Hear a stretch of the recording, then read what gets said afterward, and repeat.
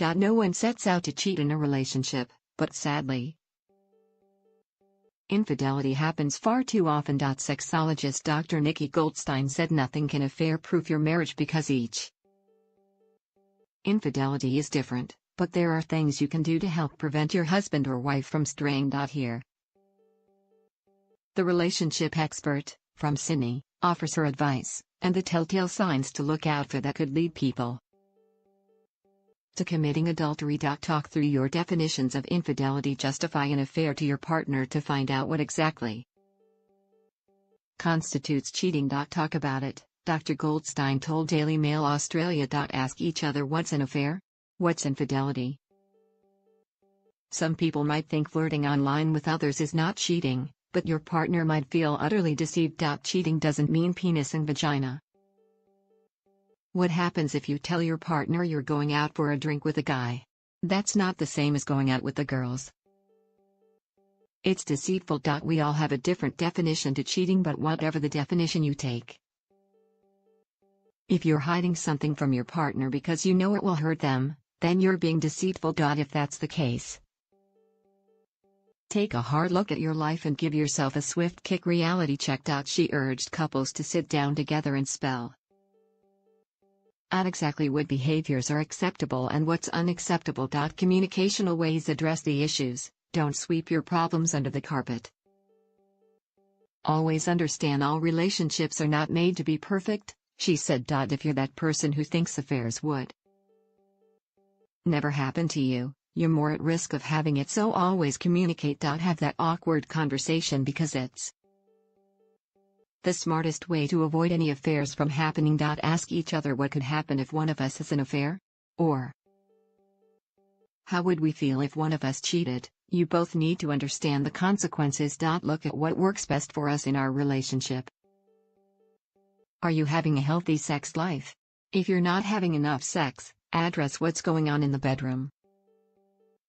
Not enough sex is actually an issue for some people. If you see that as a problem in your relationship, talk about it.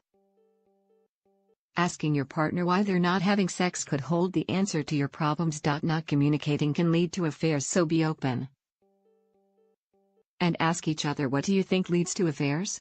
For you and your partner. Look at the red flags that could lead to cheating. Ignoring the warning signs can lead to cheating, so look at all the red flags for you and your partner, she said. If you notice your partner pulling away from you or they feel disconnected in the relationship, talk about it with them. Dr. Goldstein said other signs to look out for was any suspicious behavior. Another sign is if your partner is hiding things like their laptop or phone, or if a charge on their credit card bill doesn't look right, she said. Look at the opposite, someone could be overcompensating, lavishing you with dinners and gifts, and you think, hang on here, what's going on?